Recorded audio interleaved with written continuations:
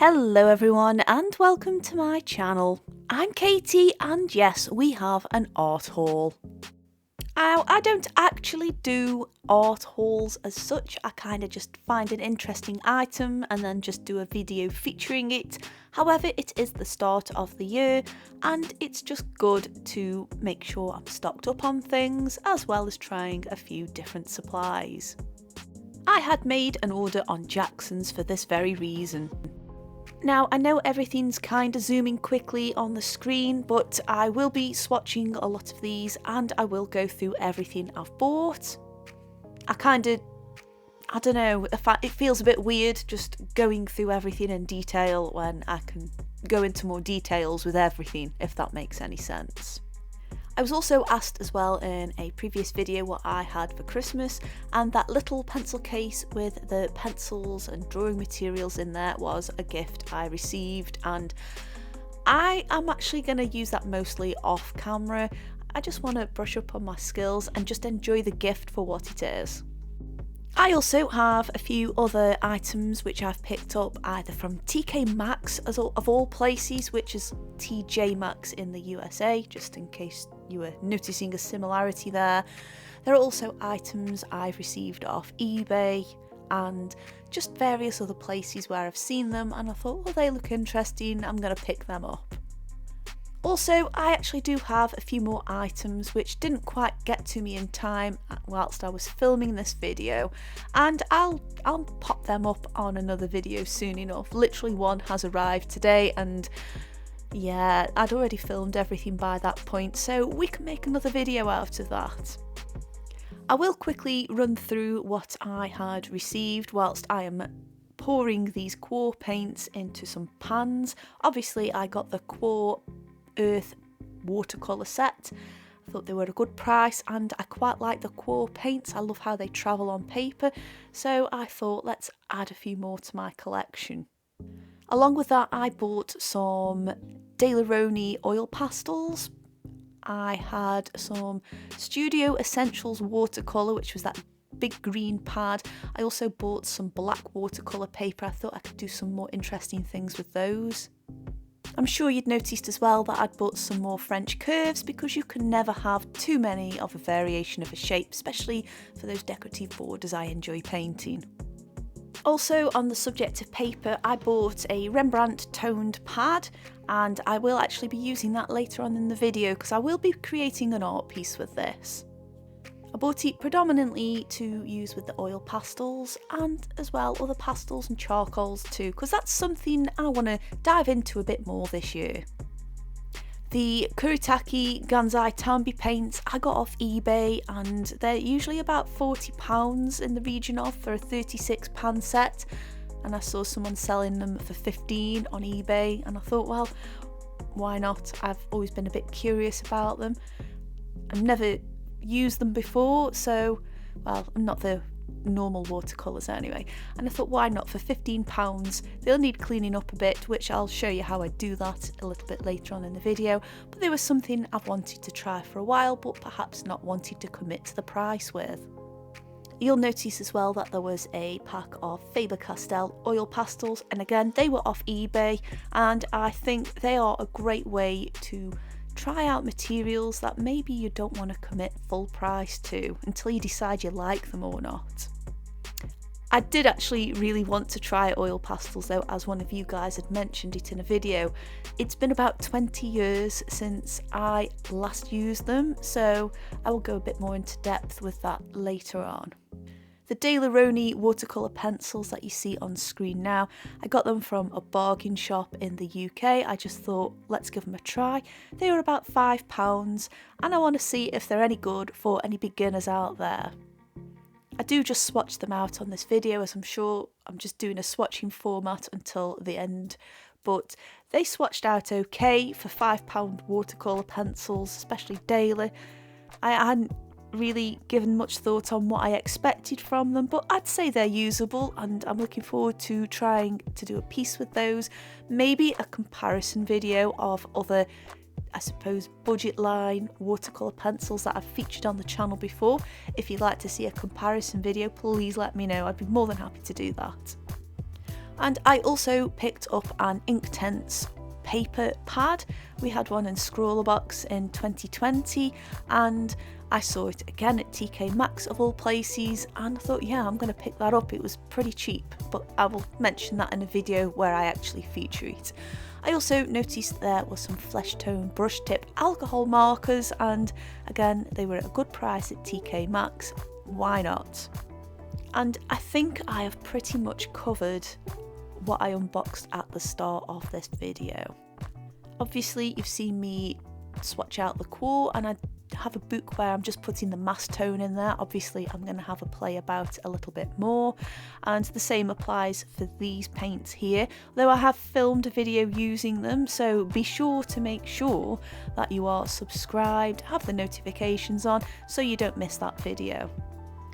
With these being pre-owned, obviously the person who had it before used them and paints do get a little bit messy, water spills everywhere, and I found an easy way to clean them nice and effectively is to get a cotton bud or a Q-tip and just very lightly dampen the paints and scrub it off. Just do it dead quickly, you'll reveal the fresh colour underneath and it should be fine. I felt quite excited to try these. Again, they've been on my radar for years, but I just couldn't justify the price. I'm not entirely sure about the light fastness, but these are just something that I want to enjoy and paint with. And I know some of you guys might have different sized sets and wondering what you can do with them, so we can go on that journey together. I did notice that there were a few of the tones and hues in here that were quite similar, especially within the reds, the greens and the blues, but again though, on closer inspection, I mean this is mostly mass tone, but on closer inspection, once they've been diluted a little bit more, I did see a little bit more variation, but it is what it is. I didn't pay much for these, so I aren't going to feel too salty about it. I'm obviously going to go into more detail in the video where I use them, but I was quite interested. They sort of felt a little bit like a hybrid of gouache and watercolour. I feel that you could quite easily layer like you would a normal watercolour, obviously within limits, but I also feel like the mass tone, especially some of the opaque looking colours here, would double up to add some highlights to other areas of the piece. So yeah, I'm all for that. I must admit though, whilst swatching out the metallic colours in this set, they didn't quite have that same lustre as the designated or dedicated metallic sets, which I thought was quite interesting. But again, that's all for that upcoming video. I almost forgot to mention the knockoff metallic ones. I knew there was one I'd left behind. These are sold in a shop in the UK called The Range, and they are a Range owned brand, and they were £1. And swatching them out, yeah, I only spent £1. I think I will feature them in a video. I do actually have another set of knockoff glimmery paints like these, and they were also bought from The Range but a different brand, and I had different results with them, so it would be nice to do a comparison video and maybe compare them with the official ones that I actually have there. They just went down a little bit too gummy for my liking. Maybe if I wasn't doing them on a mass tone swatch, it might give different results, but they weren't that sparkly either, which is a shame because really it was nice to be able to make that accessible for people on a tighter budget, but I don't know, we'll have to see. Anyway, you lovely lot, that is pretty much me giving the rundown on what I picked up. Obviously, I'm going to feature the oil pastels on this video. Like I say, it's been 20 years since I used these, and I'll be really honest with you, 20 years ago, I wasn't massively interested in them. They just seemed messy. There's a common theme with pastels here with me, but they just seem messy and they just seem difficult. And I think the ones that I did use would have been probably old ones that were just in an oil pastel box at college. It just didn't interest me all that much. But a lot of time has passed since then, and I thought, well, I'll try 2 packs. This isn't a comparison video where these are concerned, and it's not even a review video, it's perhaps me just making my mind up about this medium. I thought by picking up 2 brands, again the Daler ones, and I will leave links for everything that I got from Jackson's down below, but the Daler ones were being sold off, so I'm like, we'll try them. And obviously the Faber ones were on eBay, and I thought, well, that's not a bad start to the collection if I like them. I know the colours are quite similar, but there might be some strengths and weaknesses between both brands. I know that the Faber ones aren't massively opaque, and I'd never tried the Daler ones before. Well, I hadn't really tried the Faber, to be honest. It's just sort of the general consensus, but I thought I'd give it a try. There was just one thing I refused to do, and that was to smudge it with my finger. I just didn't really want to lose my fingerprints doing this. And with the Rembrandt paper being specifically for pastels and dry mediums like that, I didn't really want to be filing away at my finger, rubbing it in. So I used a blending stump for that, and to be honest, I actually quite liked it. It meant I could push it a little bit more into the tooth of the paper. And of course, speaking about that paper, it is 180 GSM and there are 50 pages in there, so I have plenty to go at. It's a nice thickness as well, it feels thicker than it is. And I went for the desert tone because it's a nice mid-tone, it can make my highlights jump out, and obviously I don't have to pile on absolutely loads of pigments on areas where maybe I don't need to. So you've seen me swatch them out. All of the oil pastel sticks were number referenced rather than colour referencing, and I just didn't want to write that down. It just doesn't resonate with me, the numbers don't, I'm afraid. But you do have your primary and secondary colours in there. You have a black and a white, as well as a couple of browner, earthier tones too. Now, I don't actually have any of the artwork I created all of that time ago, back in my college days, because it just kind of all got thrown out while I was still living at home. And thinking about it in retrospect, I didn't particularly like the medium then, and probably didn't like what I'd done with it. So unfortunately, I can't compare what I did back then to what I'm doing now. However, 20 years is a nice long time to develop your skills and your theory behind how you, I guess, build an image. And I kind of treated this like I would, I suppose the closest medium I can compare it to would be gouache, and that's strictly because of the opacity levels here. I wanted to get the basic form down of this face, and the image I used was from the site Pastels, and it's a brilliant resource for images and a great resource to just practice from as well, so I highly recommend you go and check it out. But anyway, I digress. As you've seen when I've done work using gouache before, especially the Himi stuff, I like to get the base down first. Obviously, these are a lot more detailed than my dragons. This is a human's face after all.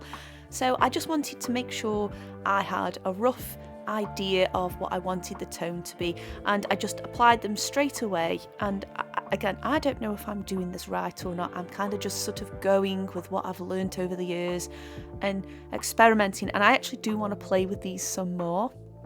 My theory was just add a little bit at a time, blend it in, and then add some more if I need to. I kind of was under the impression that if I put too much down, it's going to cause problems later on. So just adding a bit at a time, blending it, see how it looks, add some more afterwards. I know there are lots of other wonderful techniques you can use on these where you can scrape into it, and as well using a oil-based medium just to smoosh it a little bit more, and I absolutely intend on doing some videos of that, so let me know down below if you'd be interested in that too. I think the thing that had put me off so much from picking them up again after all that time would be it's permanent when it's down, if that makes any sense. Like once you've made the mark on the paper, it's very difficult to remove it. So I was quite, I was sort of cautious when I was applying it. And again, that's a great approach to a lot of mediums that you've either not used for a while or haven't tried before. Just do a little bit at a time and build it up. Another benefit as well to using the blending stump, as well as saving my fingers, is obviously the blending stump was a lot narrower than blending by hand, so to speak, so that meant I could perhaps make some more intricate details in there. And I know you can cut the pastels down to size, and again, I was very cautious. I didn't even take the wrapper off any of them. I just sort of went in there with the sharp edges on the side of the crayon, I'm going to call it. Well, it's actually a pastel, but you know what I mean. If I say that by mistake, you know what I mean. But just using the edge of it gave just a small enough amount of pigment to be placed on there. And as well, I also found using the blending stump that if something was just too much of a small detail to do by applying the pastel directly to the paper, you could just lift a little bit off with the stump and just place it on the page, which I think is great. So if you're new to these and you have some blending stumps, marry them together because it will work quite nicely.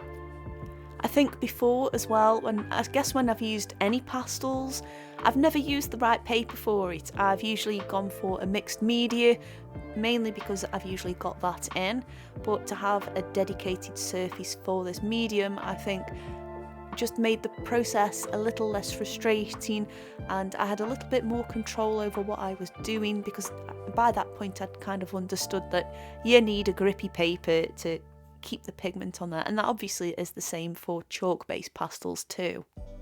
Now, as you can see on the picture, we have some depth coming through there. Now those mid-tones and those slightly darker than mid-tones have been placed down, and them highlights, and at this point this is sort of where I was beginning to really enjoy using these. I was still being a little bit cautious and just being careful about where I applied everything, but by that point I sort of understood roughly how much blending and gouging with the stick worked, and I kind of took it from there.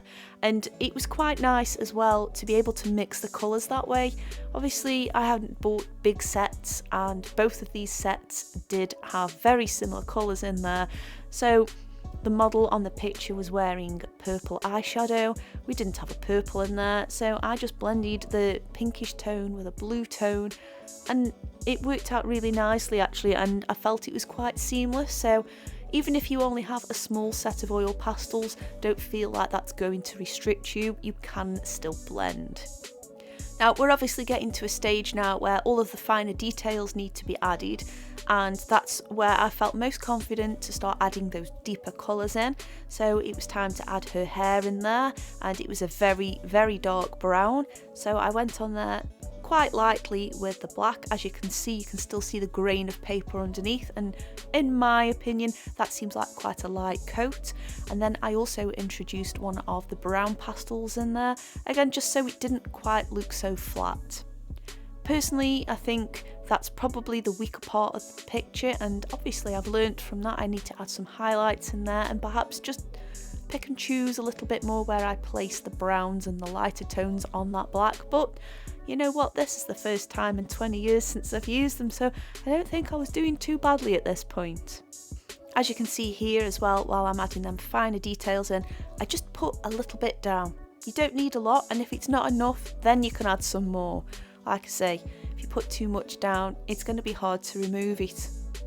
I found the blending stump brilliant, well, for blending obviously, but to work on this hairline, it just allowed me to soften things up a little bit, and it didn't quite look as stark, even though I do feel like the hair was a little bit on the flat side compared to the rest of the picture.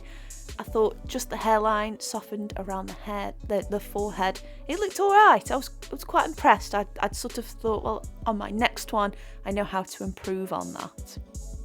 Also, the shadow beneath, well, what would be viewing wise the right hand side of the picture where I'm working now, it actually worked quite nicely to move some of those darker tones just underneath the jawline there, again just to create some depth. And with a couple of dots on the eyes for a bit of reflection, and a few additional highlights here and there just to make things stand out a little bit more, especially on the fabrics as well, because the model is wearing a white I guess I wouldn't say it was sheer, but I wouldn't say it was fully opaque either. But because we had that mid-tone paper, I didn't quite have to layer it up as much, and it was quite nice. Again, I know I have a lot of room for improvement here, but this is all part of the fun of it, and because I didn't invest a lot of money in these, I don't mind if I make a few mistakes along the way. I'd also realised at this point how unbalanced the picture was, so I did have to draw her other arm in there. I kind of wish I'd perhaps phased off that shoulder because it does look a little bit odd, and that's probably my fault and not the picture, but there we go. All in all though, I really enjoyed using these a lot. I don't know why I'd put off using them for so long. Again, probably didn't have access, well, definitely 20 years ago, didn't have access to different brands and different price ranges.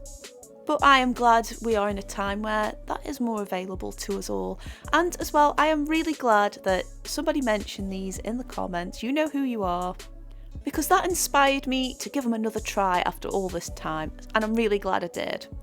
Anyway, I do hope you've enjoyed this video. I know it's been a really long one compared to my usual, but I thought I would share a whole video with you as well as creating something at the end with it all. Do let me know, of course, if you have any of these supplies yourself. Of course, let me know which ones you're looking forward to me trying as well. There should be some more videos on screen right now if you want to continue this long session. But in the meantime, I just want to say a massive thank you for watching, and I'll see you soon. Bye!